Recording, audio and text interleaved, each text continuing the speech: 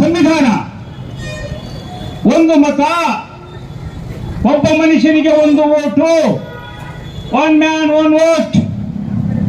ಅದು ರಾಷ್ಟ್ರಪತಿ ಆಗಿರಲಿ, ಕೋಟ್ಯಾಧೀಶನ ಆಗಿರಲಿ, ಈ ದೇಶದ ಕೊನೆಯ ಬಡವನಾಗಿರಲಿ, ಅದನ್ನು ನೀಡಿದ ಪ್ರತಿಫಲವಾಗಿ ಕುರಿ ಕಾಯ್ತಕ್ಕಂತ ಸಿದ್ದರಾಮಯ್ಯನವರು ಮುಖ್ಯಮಂತ್ರಿ ಆಗಲಿಕ್ಕೆ ಸಾಧ್ಯ ಆಗಿತ್ತು. ಚಹಾ ಮಾರುವ ನರೇಂದ್ರ ಮೋದಿಯವರು ಪ್ರಧಾನಿ ಆಗಲಿಕ್ಕೆ ಸಾಧ್ಯ. ಇಂಥ ಸಂವಿಧಾನವನ್ನ 1949 ಆಗಿನ RSS ಬರೀತೆ, ಈ ಸಂವಿಧಾನವನ್ನು ನಾವು ಒಪ್ಪುವುದಿಲ್ಲ, ಮನುಸ್ಮೃತಿಯೇ ನಮ್ಮ ಸಂವಿಧಾನ ಅಂತಕ್ಕಂಥ ವಿಚಾರವನ್ನ 77 ವರ್ಷದಿಂದ ಹೇಳಿರ್ತಕ್ಕಂಥ ಈ ಜನ ಈಗ ಜನರ ಮಧ್ಯೆ ಸಾಬೀತು ಮಾಡಲಿಕ್ಕೆ ಬೇರೆ ಬೇರೆ ದಾರಿಗಳನ್ನು ಸೃಷ್ಟಿ ಮಾಡತಕ್ಕಂಥ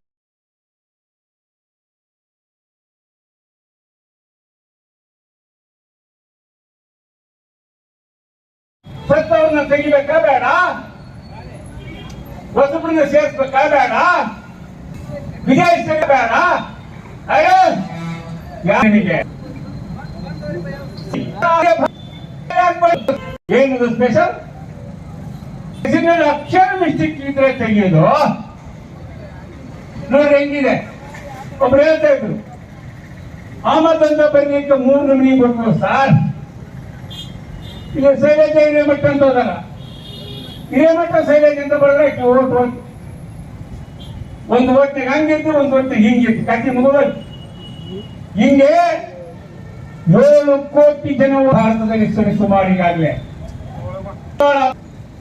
ಓಟು ಬಹಳ ಸ್ಪಷ್ಟವಾಗಿ ಅದರಲ್ಲಿ ಪ್ರಕಟಣೆ ಮಾಡಿದ್ರು. ಆಲ್ರೆಡಿ ಯಾರಿಗೆ ಓಟಿಲ್ಲೋ ನಿಮಗೆ ಪರಿಸ್ಥಿತಿ ನಿರ್ಮಾಣ ಮಾಡಿದ್ದಾರೆ ಅಂದ್ರೆ ಆಲೋಚನೆ ಮಾಡಬೇಕು. ಕರ್ನಾಟಕದಲ್ಲಿ ಕೂಡ ಇಲ್ಲಿಯ ಕರ್ನಾಟಕ ಚುನಾವಣೆ ಆಯೋಗ ಕೂಡ ಮ್ಯಾಪಿಂಗ್ ಸುಮಾರು ಮ್ಯಾಪಿಂಗ್ ಈಗ ಮ್ಯಾಪಿಂಗ್ ಅಲ್ಲಿ ಬಿಟ್ಟಿರ್ತಕ್ಕಂಥ ಯಾರು ಅತಿ ಹೆಚ್ಚು ಅಲ್ಪಸಂಖ್ಯಾತರು, ಗ್ರಾಮೀಣ ಪ್ರದೇಶದಲ್ಲಿ ನಮ್ಮ ಮಕ್ಕಳು, ಹೆಣ್ಮಕ್ಳು ತವ್ರ ಮನೆಯಲ್ಲಿ ಒಂದ್ಸರು, ಗಂಡನ ಮನೆಯಲ್ಲಿ ಇನ್ನೊಂದು ಹೆಸರು ಇಟ್ಕೊಂಡಿರ್ತಾರೆ ಸಹಜವಾಗಿಯೇ.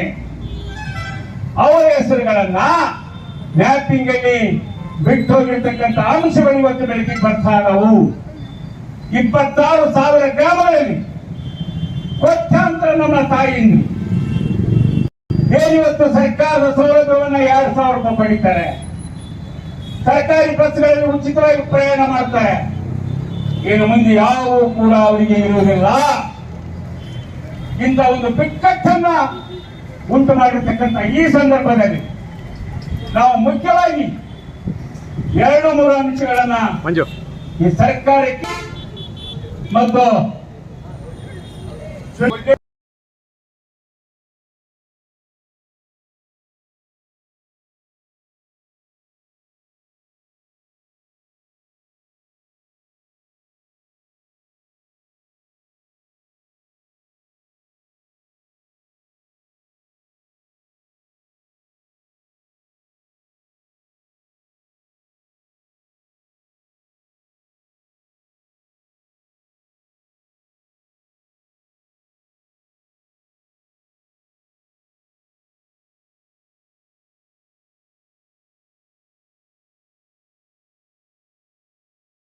ಏನ್ ಮಾಡಿದ್ರಿ?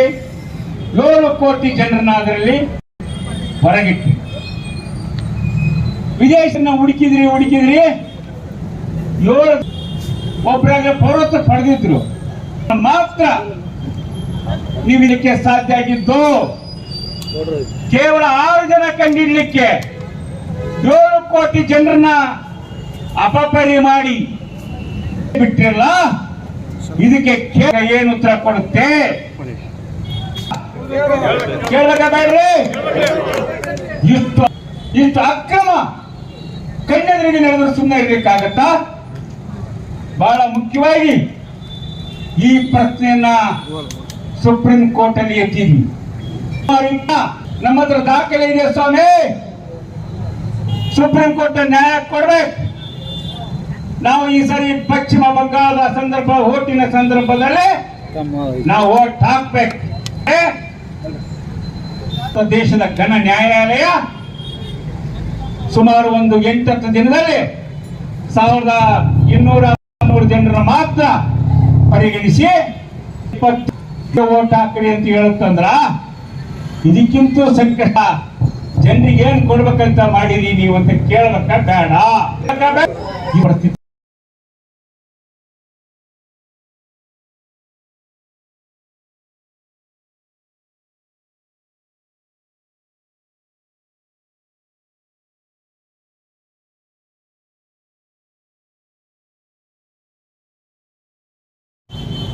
ಇವ್ರನ್ನ ಎಚ್ಚರಿಸುವ, ರಾಜ್ಯದ ಹಿತವನ್ನು ಕಾಪಾಡತಕ್ಕಂತ ಮಹಾನ್ ಜವಾಬ್ದಾರಿ ರಾಜ್ಯ ಸರ್ಕಾರಕ್ಕಿದೆ. ಆದ್ರೆ ಹಲವಾರು ಕಾಂಗ್ರೆಸ್ ಮುಖಂಡರು 30 ಪರ್ಕ ಮಾಡಿದೀವಿ ಬಂಧುಗಳೇ. ಕೆಲವರಿಗೆ SIR ಅಂದ್ರೆ ಗೊತ್ತಿಲ್ಲ. ಅಲ್ಪಸಂಖ್ಯಾತರಿಗೆ ಓದಿ ಬಿಟ್ಟು ಏನಪ್ಪ 10,000 ರೂಪಾಯಿ ಕೊಡ್ತಿದ್ರು ಚುನಾವಣೆಗೆ, ಅಷ್ಟ ತಾನೇ ಇದರಿಂದ ಏನೈತಿ ಅಂತಕ್ಕಂಥ ಮನೋಭಾವ ಓಟಿನ ಬಗ್ಗೆ ಹೇಳಿದ ಗೊತ್ತಾಗಿಲ್ಲ. ಅವರು ಇಲ್ಲಿ ಅತ್ಯಂತಾರೆ ನಿಮಗೆ ಗೊತ್ತಿರಬೇಕು. ಇಸ್ರೇಲ್ ಪ್ರಪಂಚದಲ್ಲಿ ವರ್ಗ ಪ್ರಕ್ರಿಯೆಯಲ್ಲಿ ಸರ್ಕಾರದ ಯೋಜನೆಗಳನ್ನು ಆದರೆ ಮತ ಇರತಕ್ಕಂಥ ಓಟ್ ದುಡಿಬೇಕು. ಯಾವ ಪ್ರಜಾಪ್ರಭುತ್ವ ಇದರಲ್ಲಿ ಅಥವಾ ಸರ್ಕಾರದಲ್ಲಿ ಪ್ರಯೋಜನ ಪಡೆಯೋದಾಗ್ಲಿ ಭಾಗಿಯಾಗಲಿ ಹಾಕಲಿಕ್ಕೆ ಸಾಧ್ಯ ಇಲ್ಲ. ಆ ರೀತಿಯ ಗುಲಾಮಗಿರಿಯ ವ್ಯವಸ್ಥೆಯನ್ನ 77 ವರ್ಷದ ನಂತರ ಭಾರತ ದೇಶದಲ್ಲಿ ಯಾವ ಸಂವಿಧಾನದ ಅಡಿಯಲ್ಲಿ ಆರಿಸಿ ಬಂದ್ರು ಪ್ರಧಾನಮಂತ್ರಿಗಳು, ಯಾವ ಸಂವಿಧಾನದ ಅಡಿಯಲ್ಲಿ ಕೇಂದ್ರ ಸರ್ಕಾರ ಆಯ್ತೋ, ಇವತ್ತು ಆ ಸಂವಿಧಾನವನ್ನ ನಾಶ ಮಾಡುವ ಜನರನ್ನ ಭಯದಲ್ಲಿ ಇರ್ತಕ್ಕಂಥ ಪ್ರಕ್ರಿಯೆಯಲ್ಲಿ ತೊಡಗಿರ್ತಕ್ಕಂಥ ಈ ಸಂದರ್ಭದಲ್ಲಿ ನಾವು ಕರ್ನಾಟಕದ ಜನ, ಕರ್ನಾಟಕದ ಸಂಘಟನೆಗಳು, ಕರ್ನಾಟಕದಲ್ಲಿರುವ ರಾಜಕೀಯ ಪಕ್ಷಗಳು ಕೋಮುವಾದಿ ವಿಚಿತ್ರಕಾರಿ ಜನರ ಮಧ್ಯೆ ಐಕ್ಯತೆ ನೋಡಿದ ಪಕ್ಷಗಳನ್ನು ಹೊರತುಪಡಿಸಿ ಅಂದ್ರೆ ಬಿಜೆಪಿ ಹೊರಗಿಟ್ಟು ಪಕ್ಷಗಳಾಗಿರ್ಲಿ, SDP ಆಗಿರ್ಲಿ, ವೆಲ್ಫೇರ್ ಪಾರ್ಟಿ ಆಗಿರ್ಲಿ, ಅನೇಕ ಪಕ್ಷಗಳು ಅನೇಕ ಸಂಘಟನೆಗಳು ಸೇರಿ ನಾವು ಅತ್ಯಂತ ಎಚ್ಚರಿಕೆಯನ್ನು ಕೊಡ್ತಕ್ಕಂಥ ಕೆಲಸವನ್ನ ಮಾಡಲೇಬೇಕು. ಹಂಗಾರೆ ಕೇಂದ್ರ ಸರ್ಕಾರದ ಚುನಾವಣೆ ಆಯೋಗಕ್ಕೂ ರಾಜ್ಯದ ಚುನಾವಣಾ ಆಯೋಗಕ್ಕೂ ರಾಜ್ಯ ಸರ್ಕಾರಕ್ಕೂ ಕೇಂದ್ರ ಸರ್ಕಾರಕ್ಕೂ ಒಂದು ಒತ್ತಾಯ ಪತ್ರವನ್ನ ಪ್ರತಿಭಟನೆ ಮೂಲಕ ಜಿಲ್ಲಾಧಿಕಾರಿಗಳಿಗೆ ಕೊಡತಕ್ಕಂತ ಒಂದು ದೊಡ್ಡ ಹೋರಾಟ ರಾಜ್ಯದಲ್ಲಿ ಬಹಳ ಮುಖ್ಯವಾಗಿ 5 ಅಂಶಗಳನ್ನು ಮನವರಿಕೆ ಮಾಡತಕ್ಕಂಥದ್ದು. ಒಂದು ರಾಜ್ಯ ಸರ್ಕಾರಕ್ಕೂ ಮನವರಿಕೆ ಮಾಡಬೇಕು,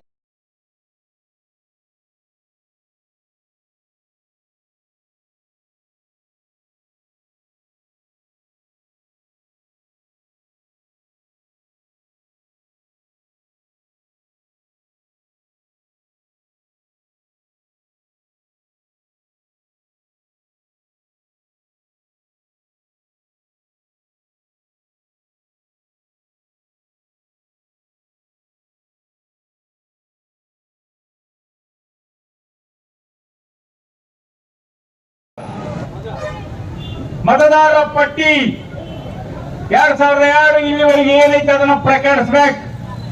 ಅದರ ಜೊತೆಗೆ ನೀವೀಗೇನು ಮಾಡಿದಿರಿ ಅದನ್ನು ಪ್ರಕಟಿಸಬೇಕು.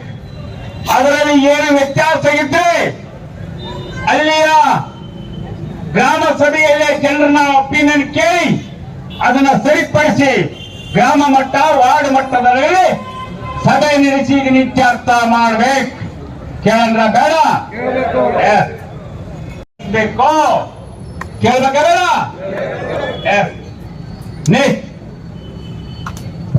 ಮದುವೆ ಆಗಿರ್ತಕ್ಕಂಥ ಹೆಣ್ಮಕ್ಳು ತಂದೆ ತಾಯಿ ಮನೆಗೆ ಒಂದು ಹೆಸರು, ಗಂಡನ ಮನೆಯಲ್ಲಿ ಒಂದು ಹೆಸರು, 26,000 ಹಳ್ಳಿಗಳಲ್ಲಿ ಈ ಸಂಪ್ರದಾಯ ಇವತ್ತಿಗೂ ಮುಂದುವರೆದಿದೆ.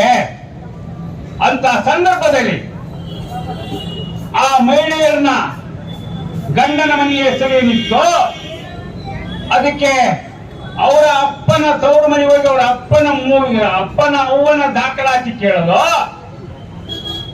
ಅವಿದ್ಯಾವಂತರು ನಮ್ಮ ಮಹಿಳೆಯರು, ಗ್ರಾಮೀಣ ಪ್ರದೇಶದ ಅವಿದ್ಯಾವಂತರು ಅದಾರೆ. ಅವರು ಹುಟ್ಟಿ ಸರ್ಟಿಫಿಕೇಟ್ ತಗೊಂಬರಿ ಅಂದ್ರ ಇದೆಲ್ಲ ಆಗ್ಲಾರ ಕಥೆ.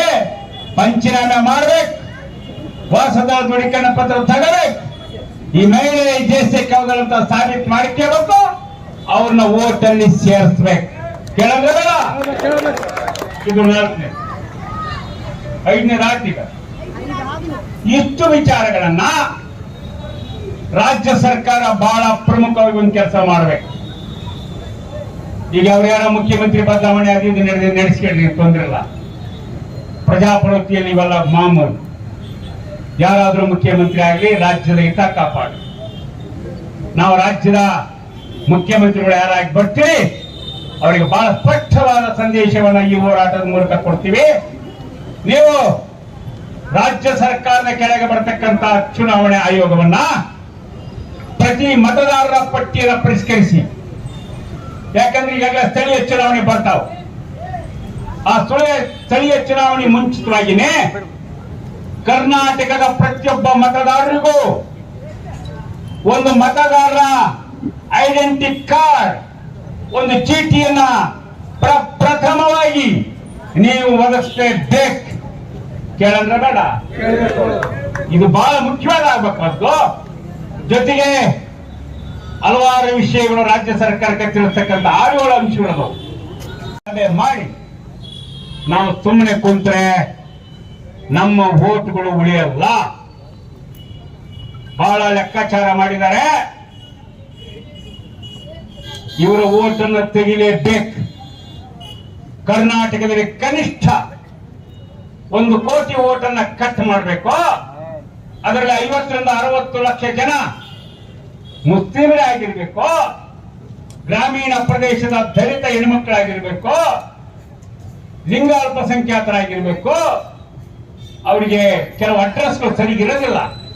ಈ ಸಂದರ್ಭವನ್ನು ದುರುಪಯೋಗ ಮಾಡಿಕೊಂಡು ಅವರ ಮತವನ್ನ ಇಲ್ಲದಂತೆ ಮಾಡುವ, ನಮ್ಮನ್ನ 2ನೇ ದರ್ಜೆಯ ಪ್ರಜೆಗಳನ್ನು ಮಾಡುವ ಈ ಪ್ರಕ್ರಿಯೆಗೆ ಕರ್ನಾಟಕದಲ್ಲಿ ಒಂದೇ ಒಂದು ನ್ಯಾಯಯುತ ವೋಟ್ ಹೋಗಕ್ಕೆ ಬಿಡೋದಿಲ್ಲ ಅಂತಕ್ಕಂಥ ಎಚ್ಚರಿಕೆಯನ್ನ ಅದು ಕೇಂದ್ರ ಚುನಾವಣಾ ಆಯೋಗ ಆಗಿರಲಿ, ರಾಜ್ಯ ಸರ್ಕಾರ ಆಗಿರಲಿ, ಕೇಂದ್ರ ಸರ್ಕಾರಕ್ಕಾಗಿರಲಿ ಇವತ್ತು ಎಚ್ಚರಿಕೆ ಕೊಡ್ತಕ್ಕಂಥ ಕಾರ್ಯವನ್ನ ಪ್ರಾರಂಭ ಮಾಡಿದೀವಿ.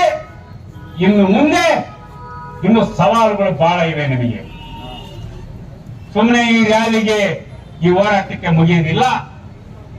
ನೀವು ಇಲ್ಲಿ ಸೇರಿರ್ತಕ್ಕಂಥ 1000 ಜನ, 10 ರಿಂದ 12 ಲಕ್ಷ ಇರ್ತಕ್ಕಂಥ ಜಿಲ್ಲೆ ಇದು.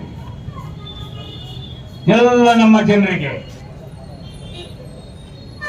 ಒಬ್ರು 10 ಜನರಿಗೆ, ಒಬ್ರು 20 ಜನರಿಗೆ ಈ ಮಾಹಿತಿಗಳನ್ನ ಕೊಡೋದ್ರ ಮೂಲಕ ಓಟ್ ಇಲ್ಲದ್ರೆ ಏನಾಯ್ತು ಅಂತಲ್ಲ, ಓಟ್ ಇಲ್ಲದ್ರೆ ನೀನಿಲ್ಲ, ನಿನ್ನ ನಾಶ ಮಾಡತಕ್ಕಂಥ ಪ್ರಕ್ರಿಯೆ ಅಂತಕ್ಕಂಥ ಎಚ್ಚರಿಸುವ ಕೆಲಸವನ್ನ ನಾವು ನೀವು ಮಾಡಬೇಕು. ಮಾಡಂದ್ರ ಮಾಡ್ತೀರಾ? ಮಾಡಂದ್ರ ಆಯ್ತು, ಮಾಡೋಣ. ನಮ್ಮ ಹೊಣೆ ಯಾವುದೇ ಸರ್ಕಾರ ಇರಲಿ, ಯಾವುದೇ ಚುನಾವಣಾ ಆಯೋಗ ಇರಲಿ, ಚಾಲೆಂಜ್ ಮಾಡಿ ಈ ಹೋರಾಟವನ್ನು ಗೆಲ್ಲೋಣ ಅಂತಕ್ಕಂಥ ಮಾತು ಹೇಳಿ ನನ್ನ ಮಾತಿಗೆ ವಿರಾಮ. ನಿರಂತರ ಸುದ್ದಿ ಹಾಗೂ ಮಾಹಿತಿಗಾಗಿ ನಮ್ಮ ಚಾನೆಲ್ ಲೈಕ್ ಮಾಡಿ ಮತ್ತು ಸಬ್ಸ್ಕ್ರೈಬ್ ಮಾಡಿ.